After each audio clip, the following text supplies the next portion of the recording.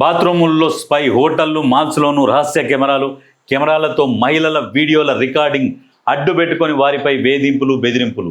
Dark web, ఇతర online వేదికల్లో streaming, అశ్లీల వెబ్సైట్లకు వీడియోల విక్రయాలు, మహిళల ప్రైవసీకి పెరుగుతున్న ముప్పు. 2024లో శంషాబాద్లోని ఓయో రూమ్లో సీక్రెట్ కెమెరాలు. గత ఏడాది మేడ్చల్ ఇంజనీరింగ్ కాలేజీలో రహస్య కెమెరాల కలకలం.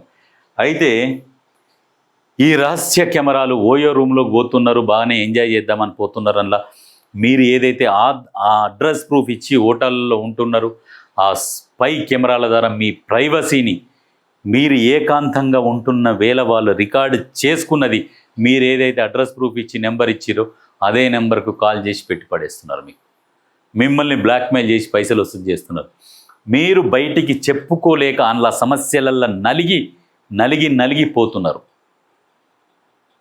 మిమ్మల్ని కాపాడలేక, మిమ్మల్ని మీరు కాపాడుకోలేక, ఎవరికి చెప్పుకోలేక అటువంటి పరిస్థితులలో ఆగమైపోతున్నారు.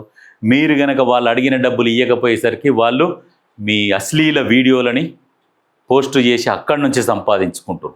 ఈ రకంగా జరుగుతున్నది. మరి ఎందుకు మీరు మీ ప్రైవసీని భంగం కలిగించే విధంగా వాళ్ళకి ఎందుకు అవకాశం ఇస్తున్నారు? మీరు ఆ హోటళ్ళల్లో పోయి ఉండాల్సిన అవసరం ఏంది? కాలేజీలలో కూడా కాలేజీ యాజమాన్యం కూడా జాగ్రత్తలు తీసుకోవాలి. ఎక్కడెక్కడ ఉన్నాయి కెమెరాలు, కొన్ని పరికరాలు ఉన్నాయి. కెమెరాలు ఎక్కడ ఉంటే అక్కడ సౌండ్స్ రావడం, ఇవన్నీ అలారం రావడం, ఇటువంటి పరికరాలతో చెక్ చేయించుకోవాలి. ఇప్పుడు కూడా పోలీసు వ్యవస్థ కూడా చాలా స్ట్రాంగ్గా తయారైంది. ఏ కాలేజీలన్నా స్పై కెమెరాలు ఉన్నాయని తెలిస్తే ఫస్ట్ యాజమాన్యం మీద చర్యలు తీసుకుంటుంది. ఎందుకంటే యాజమాన్యం ఏం చేస్తుంది? గుడ్డి గుర్రాల పనులు దొమ్ముతుందా? కాలేజీలలో ఉంటే, హోటల్స్లలో ఉంటే హోటల్ యాజమాన్యం పైన చర్యలు తీసుకుంటుంది. హోటల్ని సీజ్ చేసి పడేస్తారు. హోటళ్ళల్లో ఎక్కడైతే స్పై కెమెరాలు ఉన్నట్టు మొన్న సెర్చ్ చేస్తున్నారు, సెర్చ్ చేసిన టైంలో కూడా ఎక్కడైనా దొరికిన హోటళ్ళు కూడా సీజ్ అయిపోతున్నాయి.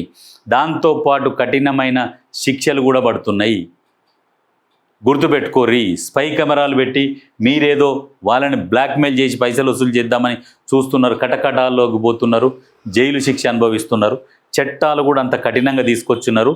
పోలీసులు కూడా చాలా సీరియస్గా ఉన్నారు ఈ విషయంలో. మూసేస్తే అయిపోతుంది. ఈ ఆల్రెడీ రికార్డింగ్ చేసుకున్నాక వాళ్ళు వచ్చి కంప్లైంట్ ఇచ్చి ఈ ఒక్కనొక్కరిని తీసుకొచ్చి రికార్డు చేసినోడిని, ఆ వీడియోలు అప్లోడ్ చేసినోడిని పట్టుకొచ్చే దానికంటే ఫస్ట్ ఎక్కడ మొదలవుతున్నది ఆ మొదలయ్యే దగ్గరనే మొత్తం తుంచేస్తే అయిపోద్ది అని చెప్పేసి పోలీసులు నిఘా పెట్టిరు. దొరికినట్టు భరతం పడుతురు.